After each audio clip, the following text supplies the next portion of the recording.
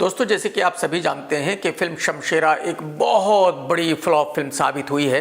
तो आज मैं आपको ये बताने की कोशिश करूंगा कि ये फ्लॉप तो हुई है, लेकिन कितनी बड़ी फ्लॉप हुई है।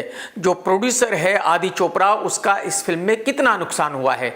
लेकिन अगर आपने अब तक चैनल सब्सक्राइब नहीं किया तो कर लो, और घंटी नहीं दबाई तो घंटी ज़रूर दबा दो। और अगर आप इस वीडियो को देखेंगे और आपको पसंद आएगी तो प्लीज़ लाइक करना बिल्कुल मत भूलना। वैसे तो मैं पहले भी बता चुका हूं कि इस फिल्म का बजट कितना है, लेकिन मैं आपको एक बार फिर बताऊंगा। उससे पहले हम ये जान लेते हैं कि इस फिल्म का बिजनेस कितना होगा।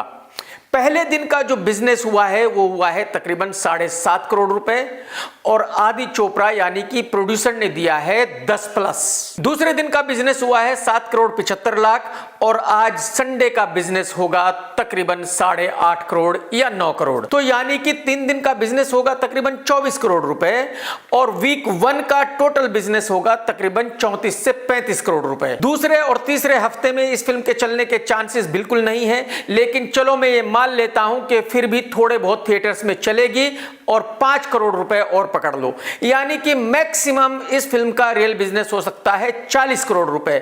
लेकिन आदि चोपड़ा तकरीबन देगा 50 से 55 करोड़ रुपए। और इसमें आदि चोपड़ा बिल्कुल गलत नहीं है, क्योंकि यह बॉलीवुड की नॉर्मल प्रैक्टिस है।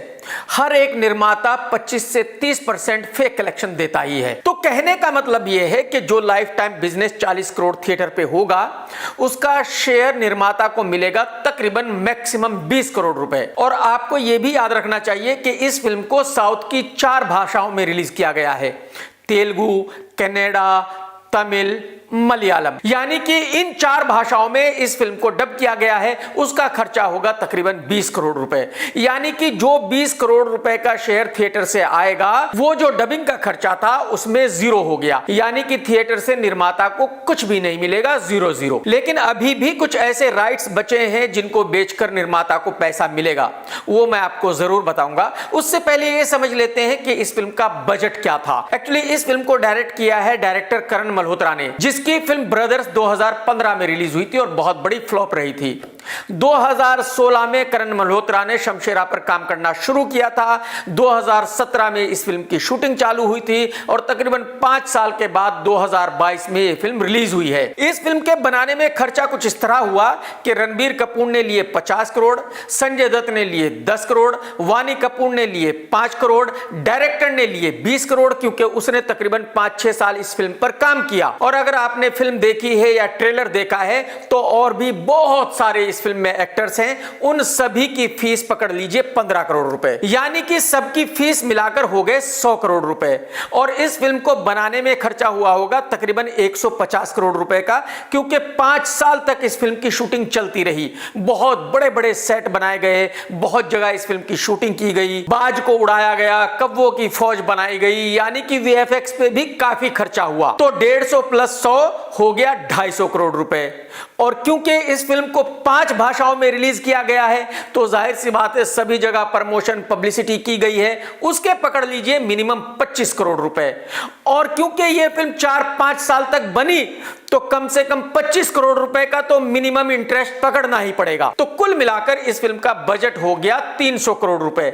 इसमें निर्माता की कोई फीस नहीं है, निर्माता का कोई प्रॉफिट नहीं है। और जैसे कि मैंने अभी आपको समझाया कि जो थिएटर से आएगा वो तो डबिंग का खर्चा पकड़ लीजिए, तो वो तो 0-0 हो गया। और निर्माता ने इस फिल्म को रिलीज करने से पहले कुछ भी राइट्स बेचे नहीं थे, फिल्म को खुद ही रिलीज किया था। वैसे भी आदि चोपड़ा अपनी किसी भी फिल्म को रिलीज करने से पहले कोई भी राइट्स नहीं बेचता। आपको यह भी पता है कि इस फिल्म का म्यूजिक भी सुपर डुपर फ्लॉप है। लेकिन चलिए मान लेते हैं कि म्यूजिक का आएगा 15 करोड़, चलिए मान लेते हैं कि सैटेलाइट का आएगा 15 करोड़। यह आपके सामने है कि फिल्म कितनी बड़ी फ्लॉप हुई है। जाहिर सी बात है पब्लिक इस फिल्म को ओटीटी पर भी नहीं देखेगी, तो मान लेते हैं कि ओटीटी से आएगा 15 करोड़ रुपए। और चलिए 5 करोड़ रुपए और पकड़ लेते हैं ओवरसीज से, यहां से वहां से, तो ये हो गए टोटल 50 करोड़ रुपए।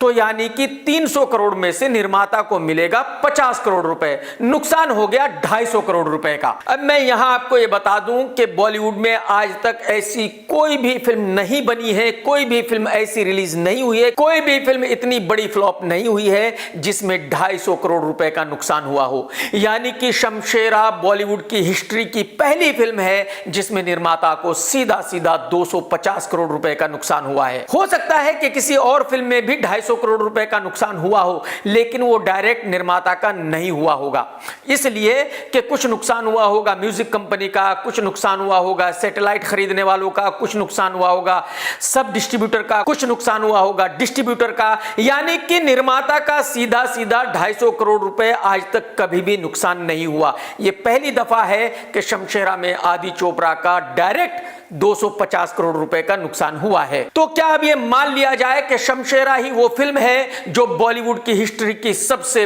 बड़ी फ्लॉप फिल्म है आज तक, और जो आगे भी शायद 10-15 साल तक बॉलीवुड की सबसे बड़ी फ्लॉप फिल्म रहेगी? जी नहीं, बिल्कुल नहीं। मेरे ख्याल में यह रिकॉर्ड तो अगले 10-15 दिन में ही टूट जाएगा। उसकी वजह यह है कि ब्रह्मास्त्र रिलीज हो रही है जिसका बजट है 600 करोड़ रुपए। बहुत लोग बोल रहे हैं इसका बजट 250 करोड़ है, 300 करोड़ है, 400 करोड़ है। जी नहीं, बिल्कुल नहीं। उस फिल्म का बजट है 600 करोड़ रुपए।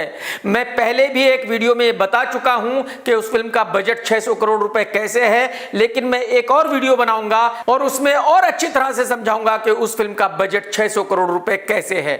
और मेरे ख्याल में वो फिल्म भी इतनी ही बड़ी फ्लॉप होगी जितनी कि शमशेरा। तो मेरे ख्याल में शमशेरा का रिकॉर्ड ब्रह्मास्त्र तोड़ देगी। ये तो गब्बर सिंह के डायलॉग वाली बात हो गई कि रणबीर कपूर का रिकॉर्ड अगर कोई तोड़ेगा तो वो रणबीर कपूर खुद तोड़ेगा, कोई दूसरा नहीं तोड़ सकता। तो मेरे ख्याल में जल्दी ही रणबीर अपना रिकॉर्ड खुद ही अपनी फिल्म ब्रह्मास्त्र से तोड़ देगा, और मेरे ख्याल में ब्रह्मास्त्र इतनी बड़ी फ्लॉप होगी कि उसका रिकॉर्ड अगले 50 साल में कोई भी एक्टर, कोई भी फिल्म नहीं तोड़ सकेगा। उम्मीद करता हूं आप लोगों को यह वीडियो पसंद आया होगा। अगर पसंद आया है तो लाइक जरूर कर दें। टेक केयर दोस्तों, जय हिंद, वंदे मातरम, सत्यमेव जयते।